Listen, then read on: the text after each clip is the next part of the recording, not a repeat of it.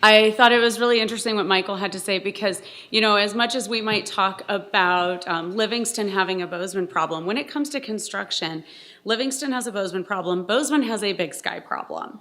I am working on a project in Belgrade right now, and I don't have a single local contractor on that project. Everyone is coming from somewhere else, and it's because you can make a lot more money building houses in Big Sky than you can building anything in Livingston or Bozeman. So that is certainly something that is driving our construction market. When every person I talk to on my job is like, yeah, I'm coming from Hamilton. The money, it is, the people are flowing here because none of our local builders are working in the Bozeman area right now either. So anyway, that's not what I was here to talk about, and Katie's going to give me the look, but she is an agenda driver. So Nicole, of course, would have had some very good information for you on senior housing. I think that I sort of alluded to the need for stable senior housing in your communities when in order to provide, first of all, the opportunity for people to age in place in your community. You want people to have, they are, in many cases, they are the history of your community, your seniors. And to not be able to provide them with any housing options leaves them in some very difficult choices. It might leave them staying in a home that is unsafe for them to stay in, that is maybe unsustainable or difficult to maintain. But it also, we've talked about how if they're not able to find housing in their community, they may just choose to leave the community. And people never want to have to leave a community that they've spent their life in. So that presents a lot of very difficult choices for the seniors we work with. There are, one of the nice things I will say for a community of its size, Livingston actually has a fair amount of subsidized housing.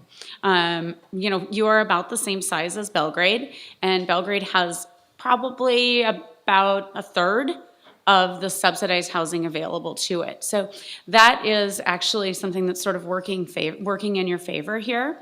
You want to be able to provide that sort of affordable housing because, if a senior owns a home that they can actually live in safely, even at maybe a very low cost, it's hard for them to say, hey, I'll sell this and I'll go live somewhere where I got to spend $3,000 a month on my housing.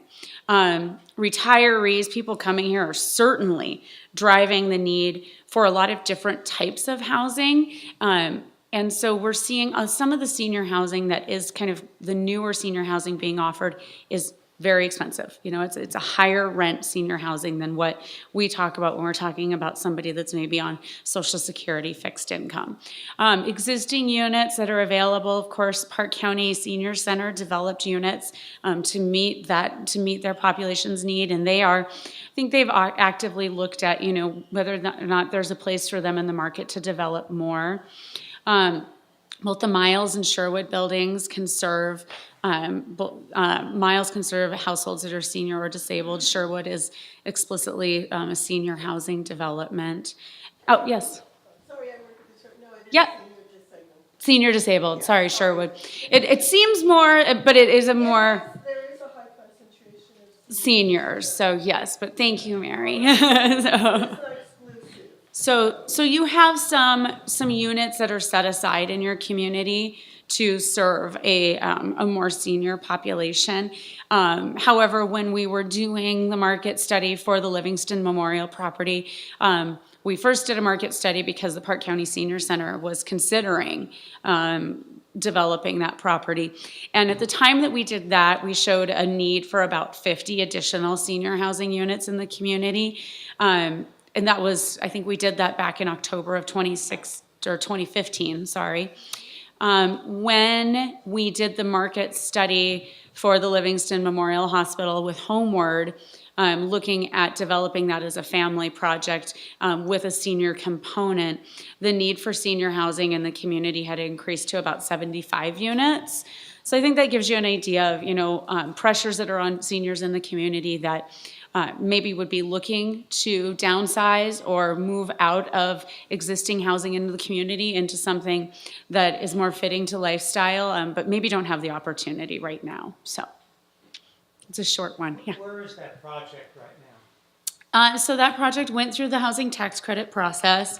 They were not awarded tax credits, unfortunately. I believe Homeward, we're a partner in the project, and I think Homeward was pursuing maintaining an option on the project, maybe hoping to take a second bite at the apple in the next tax credit year, or to develop it more as a private type of development without the rent restrictions on it, with utilizing some other funding sources.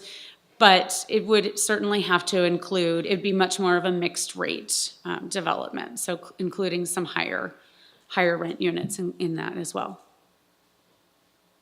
Yes. Tracy, I might mention that about 2 years ago, when Heidi Barrett was still at the senior center, we had occasion, there was a reason for us to do some polling of seniors in Park County, and one thing that we were quite surprised at was the number of seniors 65 and older who were interested in let me say, a quality retirement community facility, and then as a follow-on, one with a small amount of assisted living. And the thing that was really interesting about that was, I don't remember the exact numbers, but the number of seniors who said they would like to leave the home that they're in now because it's simply too much to take care of, and move into a quality retirement community, which is non-existent in this county. Right. And I think that, you know, the next question, of course, is then, you know, those quality retirement communities. I just got an email the other day from somebody who, you know, they were trying to downsize a parent, and, you know, they said, what the heck? You know, everything that's, you know, a quality retirement community, and this was in Bozeman, is, you know, $2,000 a month, you know, and I think that it's just something that, you know, until you're faced with it, you don't really think about how much that sort of thing is going to cost, because I mean, I'd move to assisted living today if I could. The idea of somebody doing that stuff for me is really, really attractive, but it turns out I can't afford it either, so.